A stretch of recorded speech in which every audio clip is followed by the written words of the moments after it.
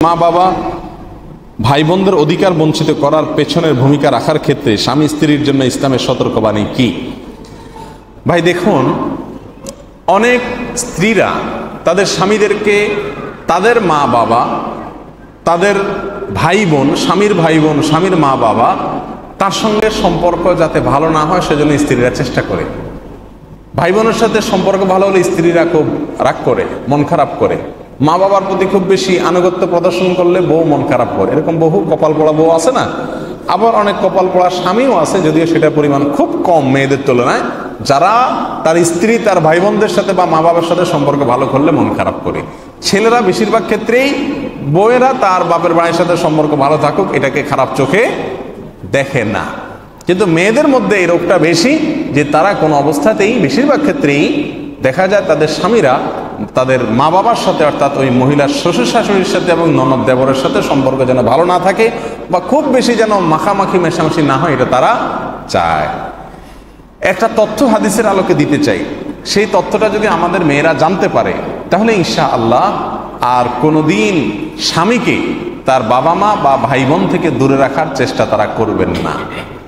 তথ্যটা হলো এই, রাসূল আকরাম সাল্লাল্লাহু আলাইহি ওয়াসাল্লাম বলেছেন, সহিহ বুখারীতে হাদিসটি আসছে, মান সাররাহু আন ইউবসাতা লাহু রিজকুহু আও ইউনসা লাহু ফি আথারিহি, যে ব্যক্তি চায় যে আল্লাহ তাআলা তার হায়াত বাড়িয়ে দেখ, তার রিজিক বাড়িয়ে দেখ, আয় উপার্জন বাড়িয়ে দেখ, কামাই রোজগার বাড়ায় দেখ, বরকত দেখ, এটা যদি কেউ চায় ফালিয়াসিল রাহিমা, সেই জন্য রক্তের বন্ধনের সঙ্গে সম্পর্ক বেশি থেকে বেশি রাখে। আত্মীয়ের সাথে যত বেশি সম্পর্ক রাখবে তত বেশি আল্লাহ তাআলা রিজিক বাড়ায় দেন আর হায়াত বাড়ায় দেন। এখন আমাদের মা বোনরা, আমাদের স্ত্রীরা যারা শ্বশুর শাশুড়ি এবং ননদ দেবরের সাথে স্বামীর সম্পর্কের গভীরতা চায় না, তারা যদি এই তথ্য জেনে থাকে তাহলে তাদের উচিত হবে এখন থেকে উল্টা বরং স্বামীকে সহায়তা করা, যে তুমি আব্বাজির সাথে কথা বলো, আম্মাজির সাথে খোঁজখবর নাও, দেবরের খোঁজখবর নাও, তোমার বোনের বাড়িতে যাও, হাদিয়া তোফা পাঠাও, এগুলো বেশি করা উচিত। কেন? এগুলো করলে স্বামীর হায়াত বাড়বে আর স্বামীর আয় ইনকাম বাড়বে। লাভ হবে কার? তার নিজের।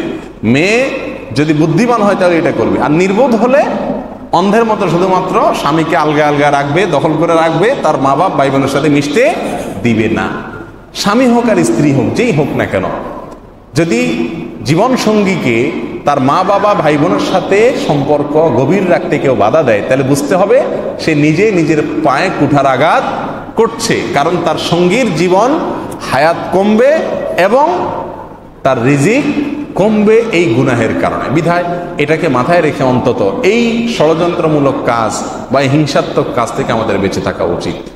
এবং আত্মীয়তার সম্পর্ক রক্ষা করা এটা কি? ফরজ। এটা ফরজ একটা কাজ।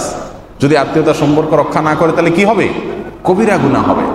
বিধায় এটা থেকে আমাদের স্বামী স্ত্রী, স্ত্রী স্বামী একে অন্যকে বাধা দেওয়া উচিত। স্বামী যদি তার ভাই বোনের সাথে যোগাযোগ না করে, স্ত্রীর বরং উচিত সে তার সাথে যোগাযোগ করানো, কারণ তা না হলে ক্ষতিটা তারই হবে।